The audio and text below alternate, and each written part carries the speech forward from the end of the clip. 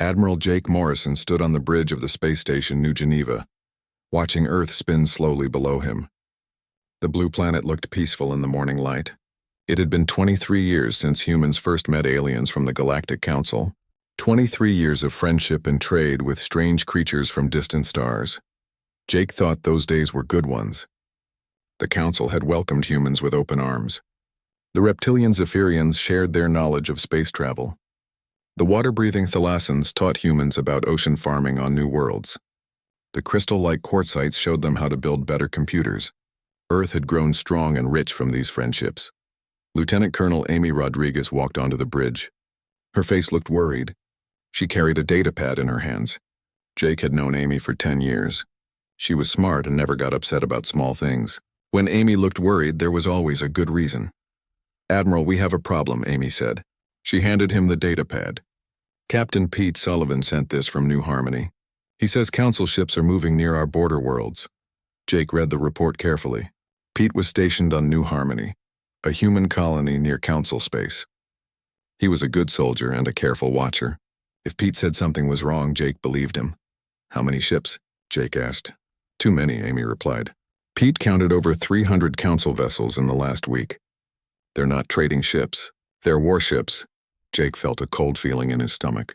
Why would the Council bring warships near human worlds? The peace treaty said both sides would keep military ships away from each other's space. Something was happening, and Jake did not like it. "Get me Dr. Lisa Carter," Jake ordered. "I want to talk to her right away." Dr. Lisa Carter was Earth's top expert on alien life. She also worked as the main contact person between humans and the Council.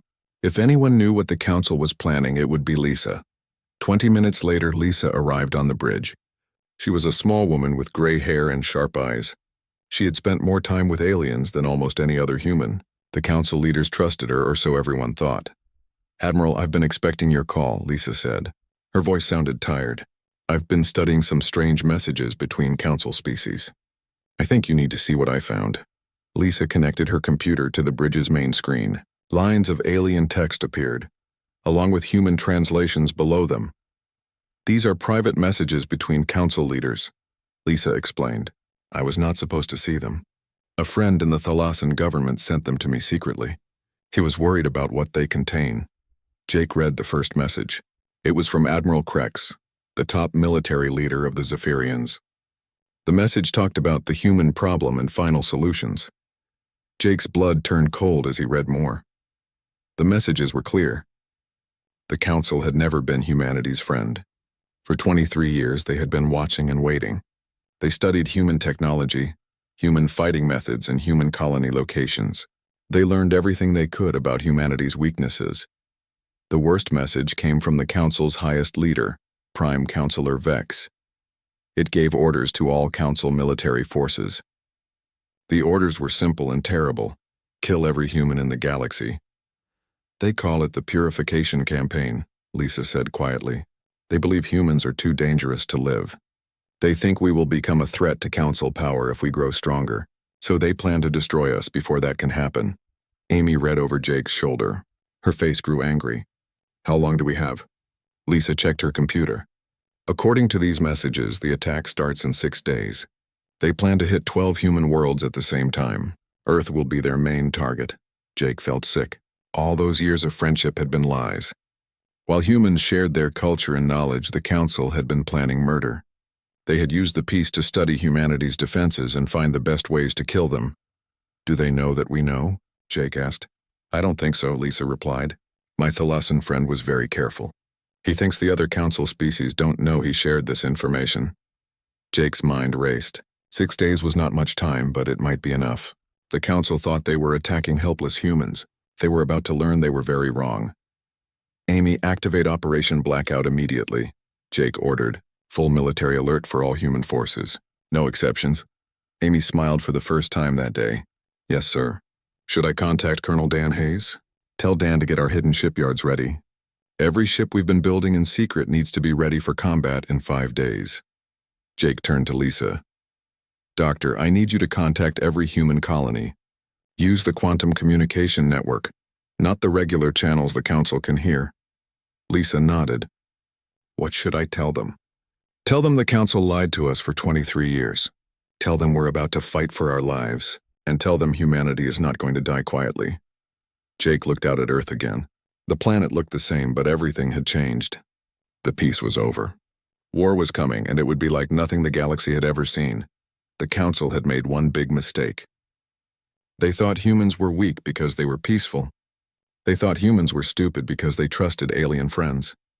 They thought humans would be easy to kill because they had never seen humans fight a real war. In 6 days, the Council would learn the truth about humanity. They would discover that humans could be the most dangerous creatures in the galaxy when someone tried to destroy them. The Council wanted to start a war with Earth. They were about to get exactly what they asked for. Jake Morrison had spent his whole career keeping peace between humans and aliens. Now he would spend whatever time he had left making sure humanity survived. The Council had betrayed Earth, but their fleet was coming. And when the human ships met them in battle, the aliens would learn why you should never threaten the human race. The false alliance was over. The real war was about to begin. The message went out across human space in seconds. Admiral Jake Morrison's emergency signal reached every human world, every ship, and every military base. Operation Blackout was active. After 23 years of peace, humanity was preparing for war. Colonel Dan Hayes received the signal at the hidden military base in the asteroid belt. Most people thought the base was just a mining operation. They were wrong. For 15 years, humans had been building warships in secret, hidden among the rocks and ice of the outer system. Dan smiled as he read Jake's message. Finally, they would use the ships they had built in darkness. The Council thought humans were peaceful and weak. They had no idea what was waiting for them. "All workers to battle stations," Dan announced over the base speakers. "Operation Blackout is active. We have 5 days to finish everything." The hidden shipyards came alive with activity. Thousands of workers moved quickly between the massive construction bays. Inside those bays were humanity's greatest secrets, the Harbinger-class dreadnoughts. Each Harbinger was the size of a small city. Their hulls were made from new metal alloys that could repair themselves. Their weapons used quantum energy that could punch through any known armor. Most importantly, their shields could learn from enemy attacks and become stronger. Captain Lisa Grant was in charge of the communication center. Her job was to connect all human forces using the quantum network. This network was another secret the Council knew nothing about. While Council ships used slow radio signals, human ships could talk to each other instantly across any distance. "All colonies are responding," Lisa reported to Dan. "Captain Pete Sullivan says New Harmony is ready. The border worlds are moving their civilians to safety." Dan nodded. The plan was working. For years, humans had prepared for this day. They hoped it would never come, but they were ready when it did. Major Carl Thompson led the civilian evacuation teams. His job was to move people from dangerous places to safe ones. The outer colonies were too close to Council space. Everyone who was not a soldier needed to leave immediately. "Transport ships are loading now," Carl reported. "We can move 2 million people in the next 4 days. The rest will have to stay and fight." "Make sure the children go first," Dan ordered. "Then the old people and anyone who cannot fight. Everyone else needs to help defend their homes." In the main construction bay, Dr. Ben Parker worked on the final systems for the lead Harbinger. Ben was Earth's top scientist for new weapon technology. He had spent 10 years perfecting the quantum torpedoes that would arm the big ships. "The weapons are ready," Ben told Dan. "Each torpedo can destroy a Council battleship with one hit. The targeting computers can track 1,000 enemy ships at once." Dan looked at the massive ship taking shape in front of him. The UES Retribution would be Admiral Morrison's flagship. She was the most powerful warship ever built by humans. Soon, she would lead the fight against the Council fleets. "How many Harbingers will be ready in time?"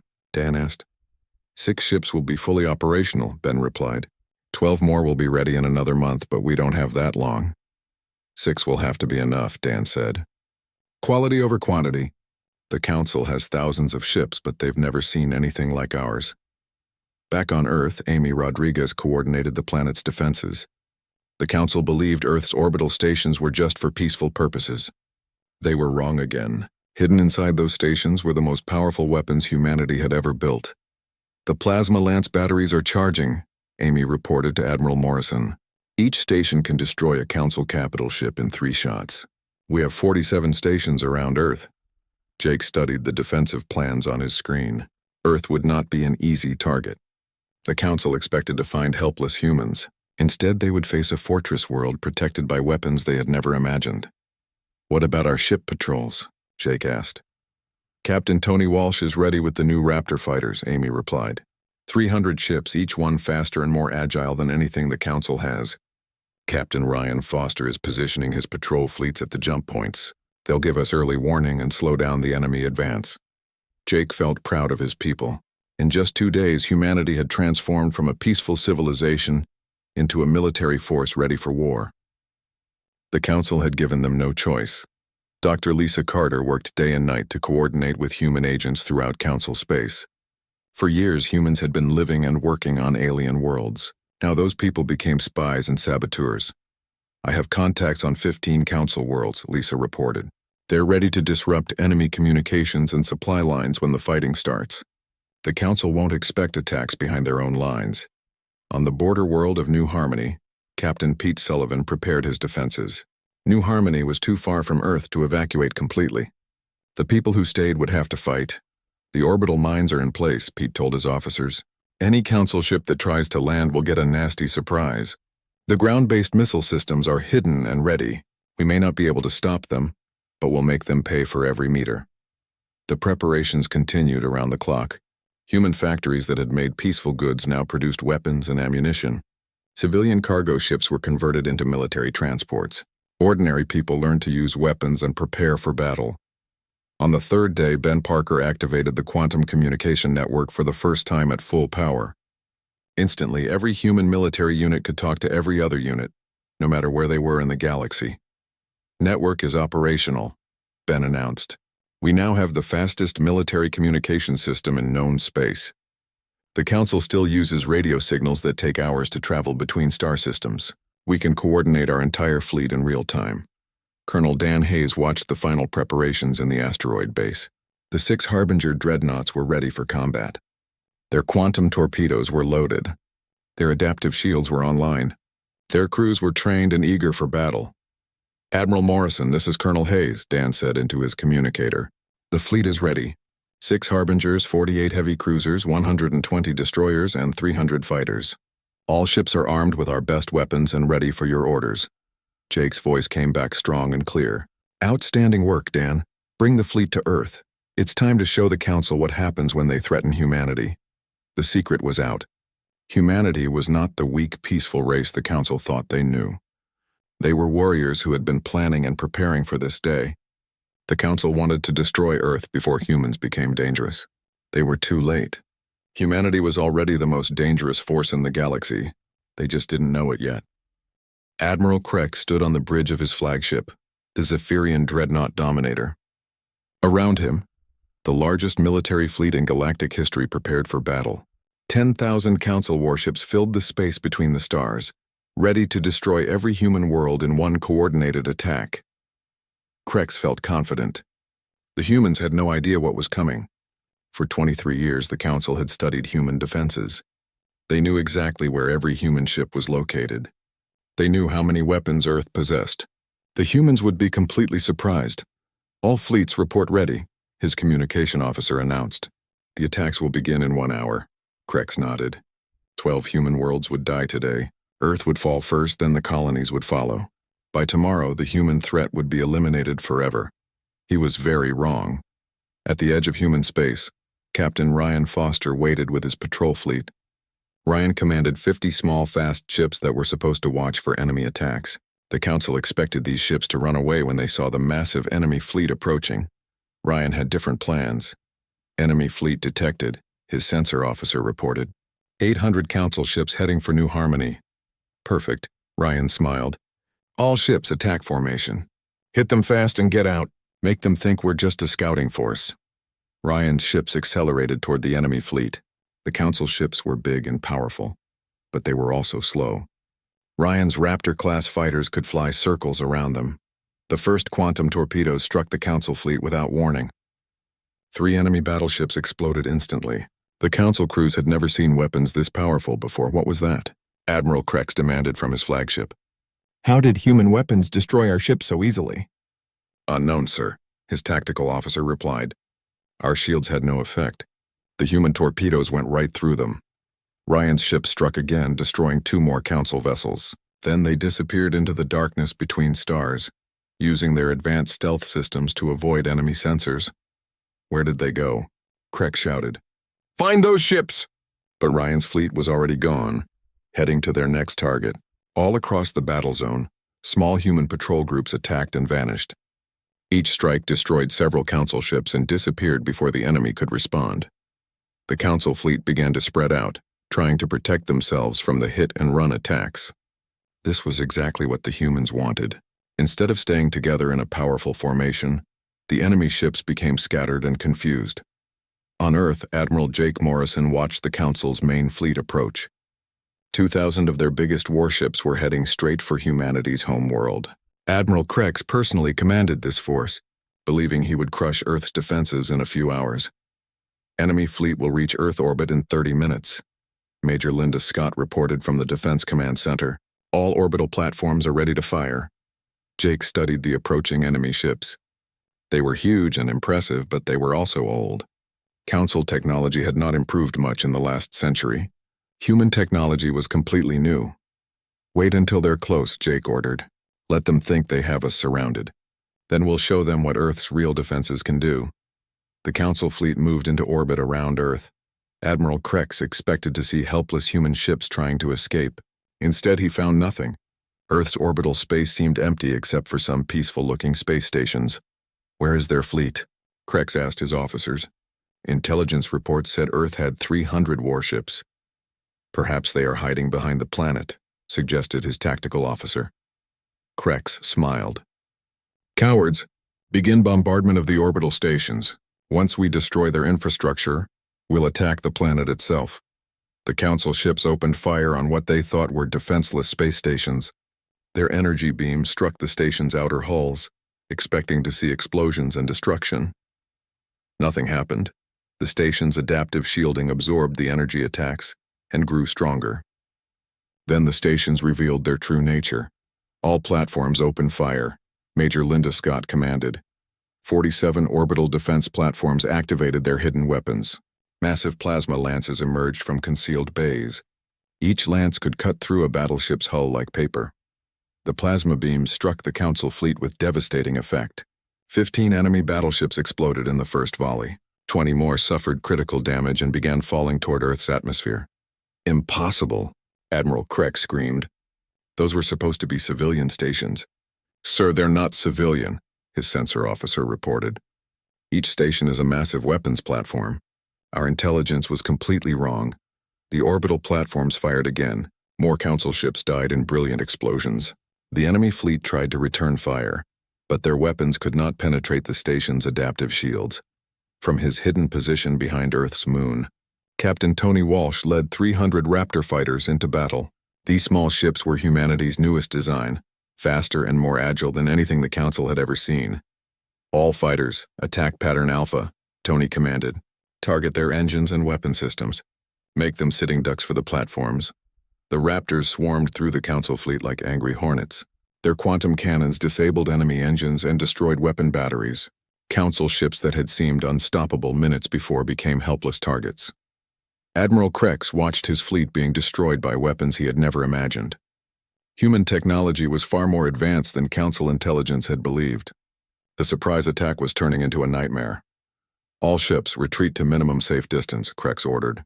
We need to regroup and study these new weapons. But the Council fleet could not escape easily. Earth's defenses had been designed to trap enemy ships in close orbit, where the plasma lances were most effective. Every time a Council ship tried to flee, the orbital platforms targeted their engines. On New Harmony, Captain Pete Sullivan watched a different Council fleet approach his colony world. 800 enemy ships expected to find helpless human settlers. Instead, they found a fortress. Orbital mines are activated, Pete announced to his defenders. Let them come close. The Council ships moved toward New Harmony's surface, planning to land troops and capture the colony. They had no idea that Pete had spent 2 years placing quantum mines throughout the orbital zone. The first enemy transports hit the minefield and exploded instantly. More ships followed and more died. Within minutes, the space around New Harmony was filled with burning council vessels. Ground batteries, open fire, Pete ordered. Hidden missile launchers emerged from fake buildings and hills around the colony. These missiles used the same quantum technology as the space-based weapons. They turned the remaining council ships into expanding clouds of metal and gas. Across human space, the story was the same. The council had expected to fight weak, unprepared humans. Instead, they faced the most advanced military technology in the galaxy. Every human world was a fortress. Every human ship was armed with devastating new weapons. Admiral Krex's communication system came alive with reports from other council fleets. Every attack force was taking heavy losses. The humans were not running or surrendering. They were fighting back with weapons that made council technology look like ancient toys. "Sir, we've lost over half our ships," Krex's tactical officer reported. "Human defenses are far stronger than we anticipated." Krex stared at the tactical display showing his defeated fleet. The humans had tricked them completely. All those years of peaceful cooperation had been a disguise. While the Council planned genocide, humanity had been preparing for war. Now the Council was paying the price for their betrayal. The humans they had tried to destroy were about to become their executioners. Admiral Jake Morrison stood on the bridge of the UES Retribution, watching the damaged Council fleet retreat from Earth orbit. Half of Admiral Krex's ships were destroyed or disabled. The survivors limped away into deep space, their confidence shattered. But Jake was not satisfied with just defending Earth. The Council had tried to commit genocide against humanity. They had betrayed 23 years of trust and friendship. Now they would face the full power of human vengeance. Colonel Amy Rodriguez, signal all human fleets, Jake commanded. Operation Hellfire is now active. We're taking the fight to them. From their hidden positions throughout the solar system, the Harbinger dreadnoughts revealed themselves. 6 massive warships emerged from behind asteroids and moons, their hulls gleaming with adaptive armor that shifted and flowed like liquid metal. Captain Steve Murphy commanded the UES Vengeance, the second largest ship in the human fleet. Captain Kate Lewis led the UES Fury, armed with the most advanced quantum torpedo systems ever built. Captain Alex Turner's ship, the UES Wrath, carried experimental weapons that could destroy entire enemy formations. "All Harbingers report ready for combat," Amy announced. "Fleet strength: 6 dreadnoughts, 48 heavy cruisers, 120 destroyers, and 300 fighters." Jake smiled grimly. The Council thought they knew everything about human military strength. They had never suspected that humanity possessed ships this powerful. "Set course for the Rigel system," Jake ordered. "It's time to liberate our colonies." The human fleet accelerated toward Council-occupied space. For the first time in galactic history, humans were going on the attack. Every ship in the fleet carried weapons based on technology the Council had never seen before. Dr. Ben Parker monitored the quantum communication network from the Retribution's science deck.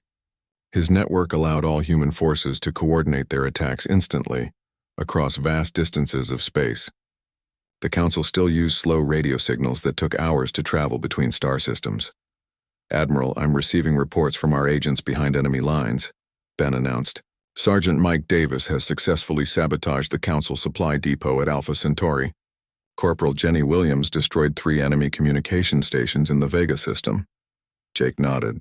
For years, humans had been living and working throughout Council space. When the war began, these ordinary people became resistance fighters, striking at enemy installations from within. Colonel Amy Rodriguez coordinated the resistance activities from her command center. Mike Davis reports the Council forces are running low on fuel and ammunition. Their supply lines are breaking down. Jenny Williams says enemy morale is collapsing. They never expected this level of organized resistance.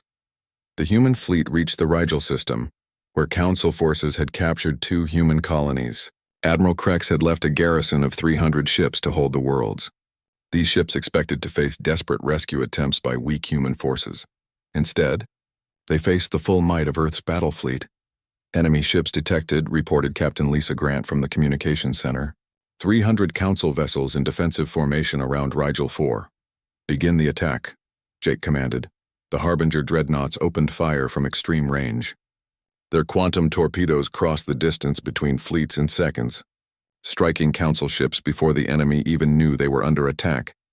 The torpedoes phased through the Council ships' shields as if they were not there. Each impact created a massive explosion that tore enemy vessels apart from the inside. In the first minute of combat, 50 Council ships were destroyed. "Impossible," gasped the Council fleet commander. "No weapon can penetrate our deflector shields." Captain Steve Murphy's tactical officer smiled as he targeted another enemy battleship. "These can, sir. These definitely can." The human heavy cruisers and destroyers joined the attack. Their plasma cannons and particle beams cut through Council armor like it was made of paper.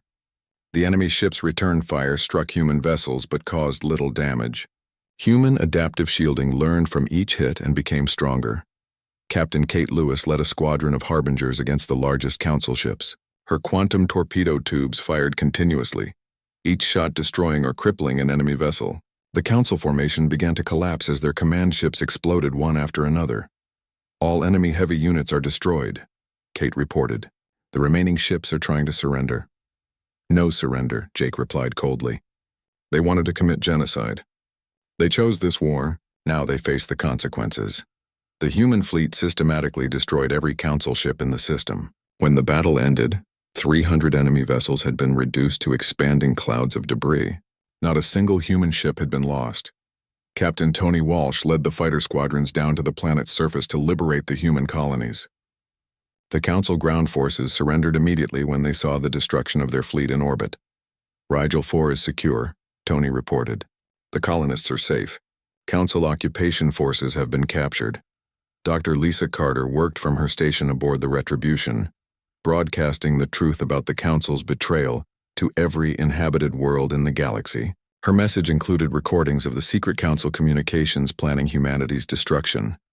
"The broadcasts are being received throughout known space," Lisa announced. "Neutral species are learning the truth about Council intentions. Many are expressing support for humanity's cause." The human fleet moved to the next target, the Altair system, where Council forces held a major military base. This time the enemy was ready for them. 2,000 Council ships waited in formation, commanded by Admiral Krex himself. "Admiral, we're detecting a massive enemy fleet," reported Major Linda Scott from the sensor station. 2,000 ships including their newest battleships. Jake studied the tactical display. The Council fleet outnumbered his forces 4-1. Under normal circumstances, this would be a hopeless battle. But these were not normal circumstances. Human ships carried weapons that made numbers meaningless. "Signal the fleet," Jake commanded. "Attack formation Delta. Show them what happens when they threaten Earth." The 6 Harbinger dreadnoughts advanced toward the enemy fleet in perfect formation. Behind them came the cruisers and destroyers, their weapons charged and ready. The human fighters spread out in a defensive screen, ready to intercept enemy attack craft. Admiral Krex watched the small human fleet approach his massive armada. "They must be insane," he told his officers. 6 ships against 2,000. This will be over in minutes. Captain Alex Turner's ship, the UES Wrath, fired the first shot. His experimental quantum lance beam crossed the distance between fleets in an instant, striking the Council flagship's main weapon array. The entire section exploded, sending debris spinning into space. "What was that?" Krex screamed. "How did they hit us from that range?" The other Harbingers opened fire simultaneously. Quantum torpedoes and plasma lances reached out across space, striking Council ships with devastating accuracy. Each hit destroyed or crippled an enemy vessel. The Council return fire splashed harmlessly against human adaptive shields. "Sir, we're losing ships faster than we can count them," Krex's tactical officer reported. "Their weapons are beyond anything we've ever encountered." The human fleet advanced steadily through the Council formation, destroying everything in their path. Council ships tried to surround them, but human vessels were too fast and too well armed. Every enemy attack failed, while human weapons found their targets with perfect accuracy. Captain Steve Murphy targeted Admiral Krex's flagship with a full spread of quantum torpedoes. The massive projectile struck the Dominator's hull and detonated simultaneously. The proud Zephyrian battleship broke apart in a brilliant explosion. Admiral Krex died, knowing that his betrayal of Earth had doomed his own people. The humans he had tried to destroy had become the most powerful military force in the galaxy. When the battle ended, 2,000 Council ships had been reduced to wreckage. The human fleet continued toward the next target, carrying Earth's vengeance to every corner of Council space. The final battle began at dawn over Zephyria Prime, the ancient capital world of the Galactic Council.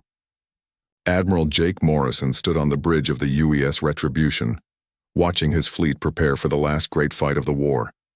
500 human warships hung in space above the Council's homeworld. 6 Harbinger dreadnoughts led the formation, their quantum weapons charged and ready. Behind them came cruisers, destroyers, and fighters, all carrying the most advanced military technology in the galaxy.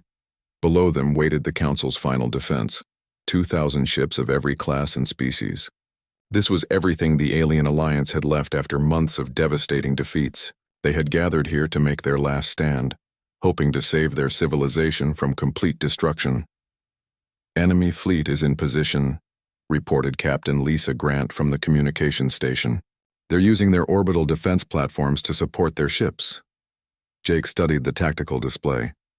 Zephyria Prime was protected by massive weapon platforms built into asteroids and space stations. These defenses had protected the Council capital for 1,000 years. Today they would fall to human weapons. "Signal all ships," Jake commanded. "This is where we end it." The Council chose genocide. Now they faced justice. Captain Steve Murphy's flagship, the UES Vengeance, moved into position alongside the Retribution. His crew had fought in every major battle of the war. They had seen Council ships destroy human colonies. They had watched alien forces try to murder innocent civilians. Now they would finish what the Council had started. "Admiral, this is Captain Murphy," Steve reported over the communication system. "All Harbingers are ready for final assault. We're going to make them pay for every human life they took." The battle began when the Council defense platforms opened fire. Massive energy beams reached across space, striking the approaching human fleet. The alien weapons were powerful enough to destroy mountains, but they could not penetrate human adaptive shielding. "Shields are holding," announced Major Linda Scott from the defense station. "Enemy fire is actually making our defenses stronger." Jake smiled. The Council still did not understand human technology. Every attack against human ships made their shields learn and adapt. The more the aliens fired, the more protected the human fleet became. "All ships return fire," Jake ordered. "Target their defense platforms first." The Harbinger dreadnoughts unleashed their full firepower. Quantum torpedoes and plasma lances struck the Council's orbital defenses with devastating effect. Each hit destroyed weapons that had protected Zephyria Prime for centuries. Captain Kate Lewis commanded the UES Fury as it attacked the largest defense platform. Her quantum torpedoes punched through the station's armor and detonated inside. The massive structure exploded in a ball of fire that lit up the planet's sky. "Platform 7 is destroyed," Kate reported. "Moving to next target." One by one, the Council's orbital defenses fell to human weapons. The platforms that had seemed invincible crumbled under the assault of technologies they could not understand or resist. With their fixed defenses gone, the Council fleet moved to attack the human ships directly. 2,000 alien vessels charged forward, hoping to overwhelm the smaller human force through sheer numbers. They had tried this tactic before. It had never worked. Captain Alex Turner's ship, the UES Wrath, met the enemy charge head-on. His experimental quantum lances fired continuously, each beam destroying an entire Council battleship. Behind him, the other human ships added their firepower to the devastating barrage. "Enemy fleet is taking heavy casualties," reported Captain Tony Walsh from his fighter squadron. "Their formation is breaking apart." The Council ships tried to surround the human fleet using their superior numbers to attack from all sides. But human vessels were too fast and too well coordinated. The quantum communication network allowed them to respond to threats instantly, while Council ships still relied on slow radio signals. Dr. Ben Parker monitored the battle from his science station. His quantum network was performing perfectly, allowing human commanders to coordinate their attacks with precision no alien force could match. "Admiral, we're receiving surrender signals from several Council ships," Ben announced. "They're asking for mercy." Jake's expression hardened. "Tell them what mercy they showed our colonies. Tell them what mercy they planned for Earth's children." The human fleet continued its relentless attack. Quantum weapons struck Council ships faster than they could be countered. Adaptive shields turned enemy fire into harmless energy. Advanced targeting systems found weaknesses in alien armor that the Council did not know existed. Captain Ryan Foster led a squadron of cruisers against the Council's remaining capital ships. These massive vessels were the pride of the alien fleet, supposedly invincible. Ryan's quantum cannons proved otherwise, reducing each battleship to burning wreckage. All enemy heavy units are destroyed, Ryan reported. Only escorts and transports remain. Colonel Amy Rodriguez coordinated the final assault from her command center. Admiral, the planet's government is requesting negotiations. They want to discuss surrender terms. No negotiations, Jake replied. The council had their chance for peace. They chose war. Now they live with the consequences. The last council ships died under human fire. 2,000 alien vessels had been reduced to expanding clouds of debris. The space around Zephyria Prime was filled with the wreckage of the once mighty council fleet. Dr. Lisa Carter activated the planetary communication system. Her voice reached every inhabitant of the council capital world, carrying humanity's final message to their former enemies. This is Dr. Lisa Carter of Earth, she announced. The Galactic Council is hereby dissolved. All council military forces are ordered to surrender immediately. Any species that continues to resist will face the same fate as this fleet. Jake looked down at Zephyria Prime, the world that had ruled the galaxy for thousands of years. The council had believed they were the superior species, destined to control all other races. They had seen humanity as a threat to be eliminated before it could challenge their power. They had been right about the threat. They had just been too late to stop it. Signal Colonel Dan Hayes, Jake ordered. Begin establishment of new colonial governments on former council worlds. Captain Pete Sullivan will oversee the transition of their military bases to human control. Colonel Dan Hayes received the message at his command post on the captured world of Thalassa Prime. Understood.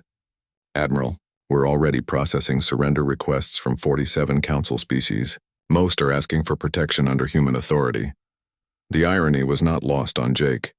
The aliens who had planned to exterminate humanity were now begging for human protection. They had learned too late that humans could be either the best friends or the worst enemies in the galaxy. Captain Lisa Grant coordinated with human forces throughout former council space. Admiral, all major council strongholds have surrendered.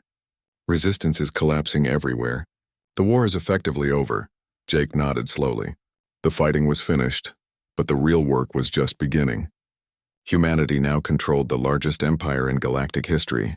They had won their war of survival, but victory brought new responsibilities. Signal all human fleets, Jake commanded. Cease fire on surrendering vessels. Begin humanitarian aid to civilian populations. We're not conquerors. We're liberators. The transformation was remarkable. In less than 6 months, humanity had gone from a junior member of the Galactic Council to the dominant power in known space. The species that had been marked for extinction now ruled over the worlds of their former enemies. Jake Morrison stood on the bridge of his flagship, looking out at the ruins of the Council fleet. The aliens had underestimated humanity's capacity for both innovation and destruction. They had tried to destroy Earth before humans became dangerous. Instead, they had created exactly what they feared most: a human empire forged in the fires of betrayal and tempered by the hammer of war. The Council had wanted to eliminate the human threat. They had succeeded only in making that threat the new master of the galaxy. The war was over. Humanity had won, and the galaxy would never be the same.